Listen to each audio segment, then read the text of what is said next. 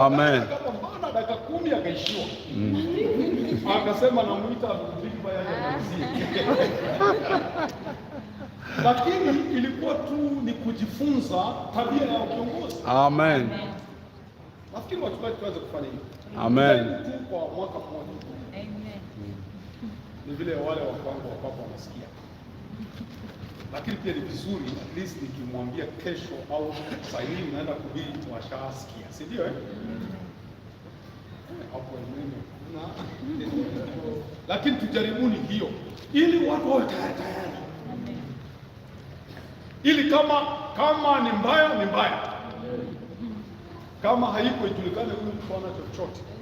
Na kama na kitu kwa sababu ile ya kupaka uambio ni ya kutafuta.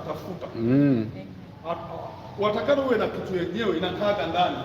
Na Bwana anakuzungumzia. Hii itafanya nafikiri watu kwanza kuomba. Kesho akisema ni mimi wala nisaidie kwanza kuomba. Semeni haleluya. Another thing that makes you, helps you to take that moment, your kairos, is sacrifice. Learning to sacrifice. Imani inataka a lot of sacrifices. To sacrifice ni kwenda out of the way. And I want to say this, imani naungana ile point ya imani ambayo tulitaja. For instance, one thing that I'm asking, kwa nini kanisa worldwide sana sana Afrika liko very poor, na unaweza kwenda makanisa mengine upate vitu hata vya msingi. And I've been doing a research, my own research, and I think tutafanya research kesho tupate kwa nini. Mjitayarishe kesho, tutaulizana, tutaenda makundi, kwa nini kanisa la Afrika linategemea watu wazungu na Mungu ni huyo mmoja unaamini? Kwa nini? Lakini na hii ni kidokezo, mtu yote asije na hiyo point sasa nimeshaitoa. Sacrifice ni kitu moja ambayo tunabidi to pay very careful. Sacrifice. And I'm going to take this on the little help kama chakula. Listen to this carefully. Haya maisha kila mmoja anaweza kupenda. Bali vile kuna vitu tunakataa kufanya. Na moja ni sacrifice. Amen. Now, hebu nieleze sacrifice hapa kanisani, nieleza mara sana. Zile matoleo na kesho tutajaribu kutoa sacrifice ya kusupport mkutano. Amen. Free meal kesho. Wakati mwingine niliangalia matoleo yetu hapa. Na nikasema Mungu akienda nayo matokeo kama hayana ukweli, watu wengi watakufa maskini.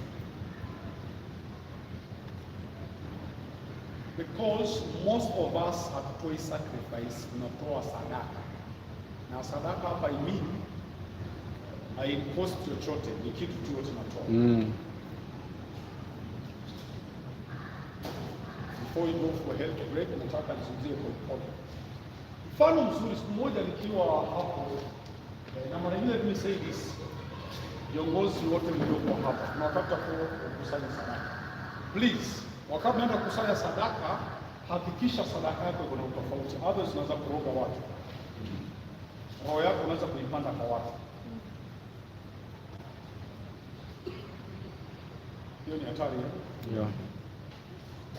Na usiulize mtu simtoaji kukusanya sadaka. Amen. Nimepambana hiyo kitu sana, imesemwa na watumishi wa hali ya juu. Siku nyingi nilikuwa sikubaliana nao. Lakini baada ya kufanya search yangu nimekuja. Amen. Pesa zina roho yake. Yeah. Pesa zina roho yake.